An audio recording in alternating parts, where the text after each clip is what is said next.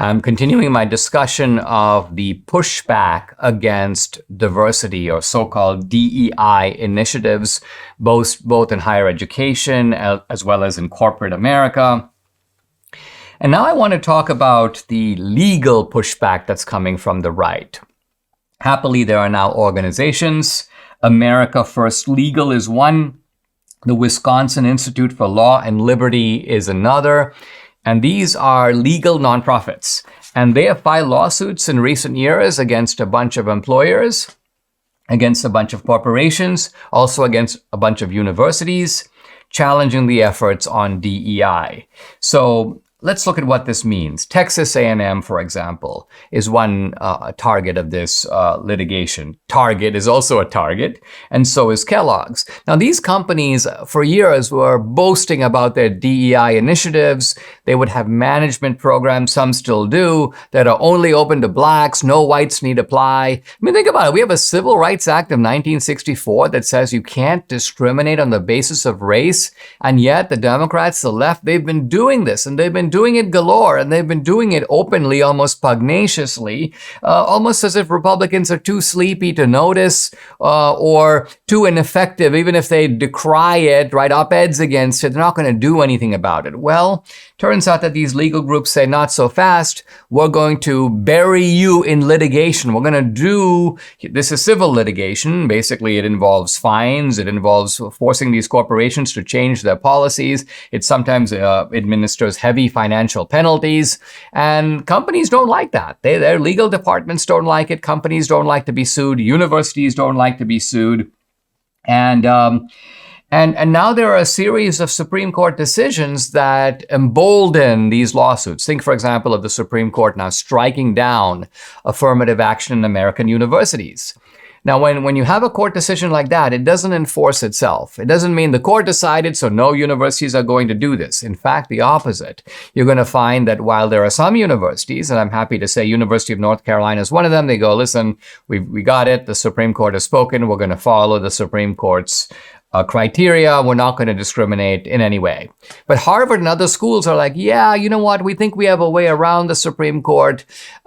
Next time you apply to Harvard, write an essay about how being black really taught you to become interested in playing the violin. Playing the violin while black is different than playing the violin for anybody else because it evokes a history of segregation, blah, blah, blah. In other words, wink, wink, wink, show us that you are a person of color so that we can, while not acknowledging this fact publicly, nevertheless discriminate in your favor. Well, when they do that, the solution is sue them.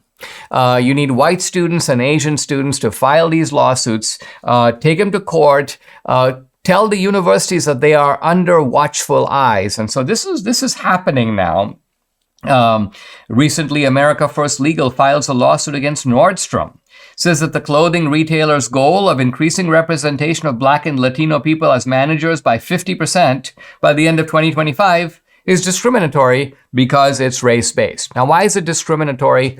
The left goes, well, it's only a goal. It doesn't mean we're going to meet the goal. Well, okay, let's take the opposite goal. How about if we decide that in the NBA or in other areas, we find that whites are underrepresented. So we have a goal of increasing white players in the NBA, let's just say by 50% between now and 2025. And our policies and our organization and our recruiting and our efforts are going to be oriented toward this. This is, in other words, a priority for us. Well, that would be illegal. You're not allowed to do that. That flatly contravenes not just the language, but the underlying principle of the civil rights laws and of these Supreme Court decisions. So it's fantastic that these conservative legal groups are using two federal laws, the Civil Rights Act of 1964, the Civil Rights Act of 1866, which was, by the way, a Republican act passed in the aftermath of the Civil War, as the basis of their DEI challenges. And corporations are now starting to pull back.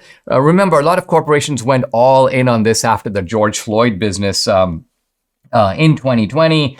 A lot of them said, no, we're gonna really transform our companies. Best Buy said this, Starbucks said this. We're gonna fill a third or half of our corporate jobs with people of color. Adidas was on board, Facebook, Google, Wells Fargo, Microsoft. And the truth of it is, all these corporations need to be sued. So we need a kind of powerful legal apparatus to be attacking them all over the country, driving them nuts, burying them in litigation, making it costly. This is really what we're doing. The left understands this. They make it costly for you to do something. They make it costly for the Boy Scouts to be all male, and the Boy Scouts buckles and decides we can't be all male. So we're learning these tactics. I suppose we're learning them from the left. In the past, we were not motivated to use them. Now I'm happy to say we are. Hey guys, I'd like to invite you to check out my Locals channel. Now I'm going to have a big new film coming out in October. You're going to want to see it, and you can see it on Locals. The cool thing is if you're an annual subscriber, you can see it for free. Now, I post lots of exclusive content on Locals, content that's censored, typically on other social media platforms. On Locals, you get Dinesh Unchained, Dinesh Uncensored. You can also interact with me directly. I do a weekly live Q&A every Tuesday, 8 p.m. Eastern. No topic is off limits. I've also uploaded a bunch of other films to Locals, documentaries, feature films, my films, films by other independent producers, and I mentioned the new film I'm doing this year. I'll be giving you the inside scoop about that on Locals. Check out my channel. It's dinesh.locals.com. If you're watching this podcast on Rumble, you can go to the top left-hand corner. You'll see a red button that says join. Click on that. Boom, it'll take you straight to Locals. I'd love to have you along for this great ride. Again, go to dinesh.locals.com.